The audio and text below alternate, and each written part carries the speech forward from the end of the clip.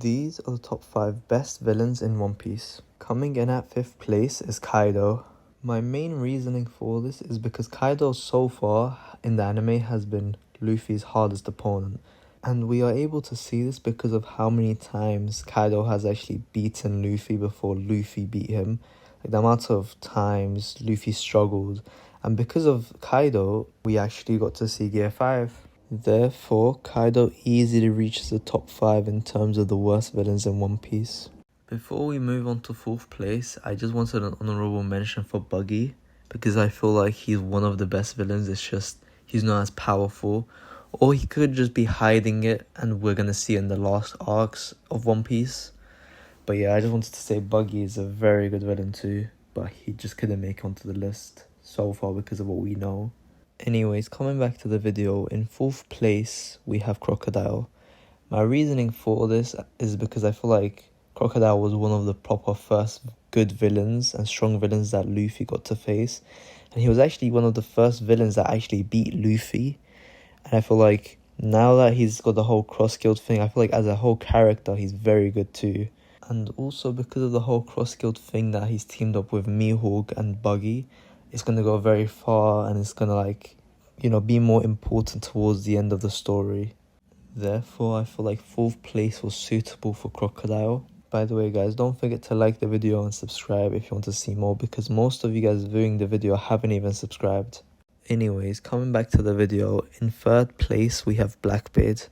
I feel like this one is pretty self-explanatory. So far, we do know that he's going to be in the final war, and of course him and Luffy don't have a good past or whatever because of the whole Ace situation, where the main reasoning as to why Ace died was because of Blackbeard catching him so he could become Warlord.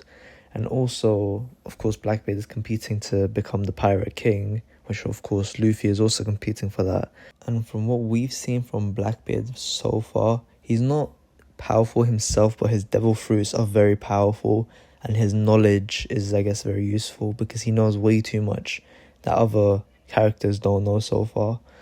And also, we've seen his crew, they're pretty strong. They've got very, very strong devil fruit powers, so they have an advantage over Luffy's crew or just any other crew so far.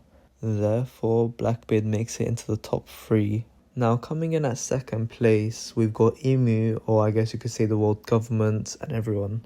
So the final battle of One Piece that we're hoping for. So I feel like there's no explaining needed. It's literally Emu. We've seen her so far in the anime with Sabo and King Cobra. She looks very OP. And it looks like she's got so much to say to us, about the history, the voice censure, everything. But I guess we're gonna find out. I've got literally no information. From what we've seen in terms of her strength, we could see she was holding up a good fight with Sabo. I wasn't even calling it a fight. Sabo was just getting killed. But yeah, from what we've seen and from how we can tell that she's controlling everyone in the world government, she seems very OP for One Piece. And now coming to our final villain. I feel like most people aren't going to agree with this because they believe that Emu should be at the top, which, I mean, in terms of power and stuff, of course Emu should be at the top. She is literally the most powerful. But for me, 1st place, just because of his character and from what we've seen, it has to be Dofi. Dofi is genuinely one of the best characters I've ever seen in One Piece. Just the way he acts, and in Dressrosa, how good he was. I feel like he was Crocodile, but 10 times better.